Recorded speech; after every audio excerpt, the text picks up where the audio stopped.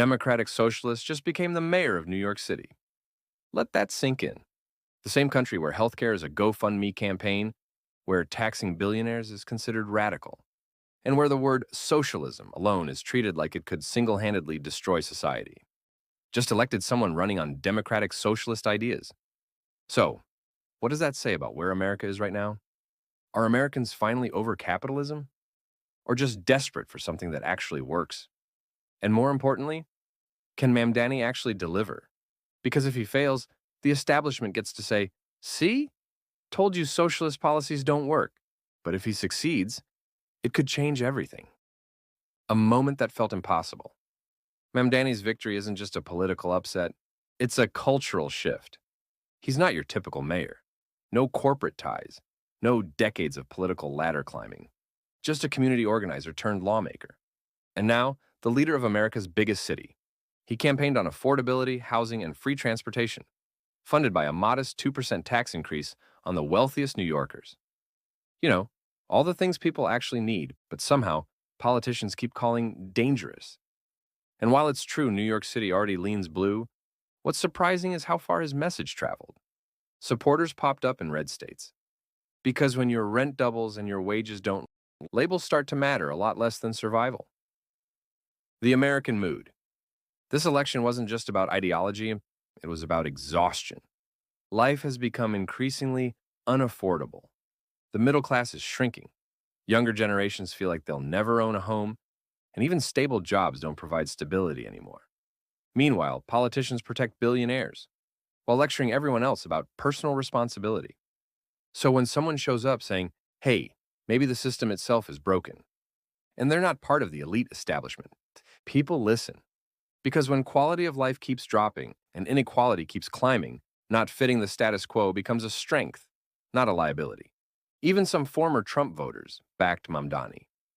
Not because they suddenly became leftists, but because they want change, and someone promising to challenge the system, not preserve it, wins their support. The fear of the S word. Now let's talk about the S word, socialism. For decades, America's been taught that anything socialist is dangerous, as if giving people health care is somehow a national security threat. But here's the twist. Most Americans already support socialist-style policies. Many just don't realize that's what they are. Affordable housing, public health care, higher taxes on billionaires. That's democratic socialism in practice. The only reason it's been demonized is because corporate interests need it to be. Fear is profitable. And both parties, yes, both, have spent decades catering to donors who love the system just the way it is.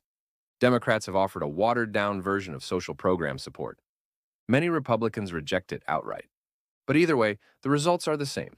Policies that overwhelmingly benefit the richest Americans. And it's no coincidence that many Democrats have been hesitant to endorse Mamdani. They've spent years distancing themselves from the word socialist, worried it might hurt their careers. A reminder that both parties often cave to the same wealthy pressures that don't want anything to change. America used to be more socialist than it thinks. What's funny, or maybe tragic, is that the U.S. has already tried a version closer to democratic socialism. After World War II, the richest earners were taxed. 91% corporations paid far more into public systems, and unions actually had power.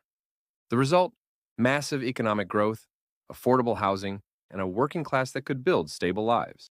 Of course, it's important to acknowledge a truth.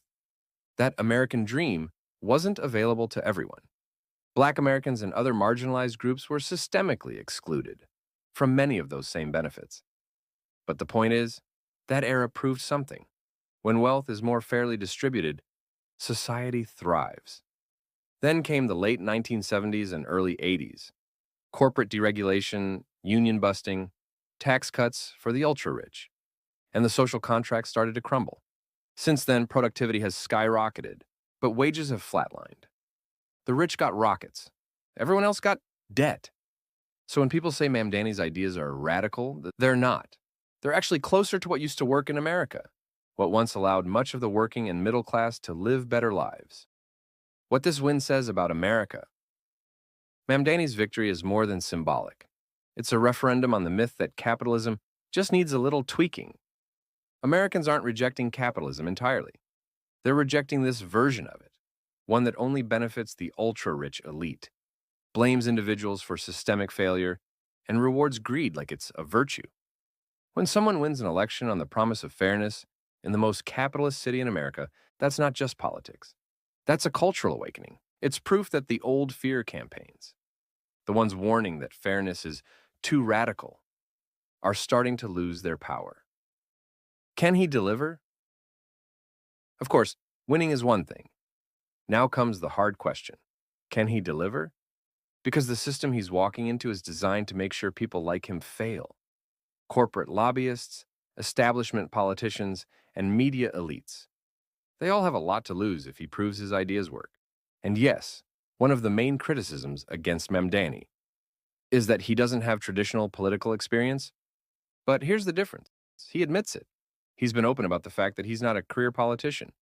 And instead of pretending otherwise, he's choosing to surround himself with experts, community leaders, and people who know the policies inside out. That humility, that willingness to listen, might actually be his biggest strength. Because real leadership isn't about knowing everything. It's about knowing when to learn.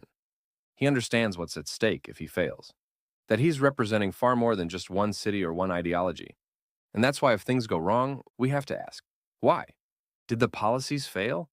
Or did the powers working against him make sure they did? Because if it's the latter, we can't let those same forces use his struggle as proof that progress itself is impossible. If he stumbles, they'll say, see? Socialist policies don't work. But if he succeeds, if New Yorkers start to feel genuine relief, it could change what's politically possible across the country. So maybe Americans aren't over capitalism. Maybe they're just over a version of it that makes life harder and more unaffordable. Mamdani's win doesn't mean the revolution has arrived, but it does show a shift in the public mood. A growing part of America is tired of a system that's broken, disillusioned by the political parties that are supposed to represent them, and more willing than ever to vote for outsiders. People who stand as symbols of real, anti-establishment change. But that kind of disillusionment cuts both ways. Because not everyone who claims to take on the system is doing it for the people. Some wear the mask of rebellion only to serve their own power and profit. The real test isn't who talks like an outsider. It's who fights to make life fair for everyone once they're inside. And that realization, that's where transformation truly begins. If you want to see more stories that challenge power, not people, share this video and let's keep asking the question no one in power wants us to. What if a fairer system isn't radical? It's overdue.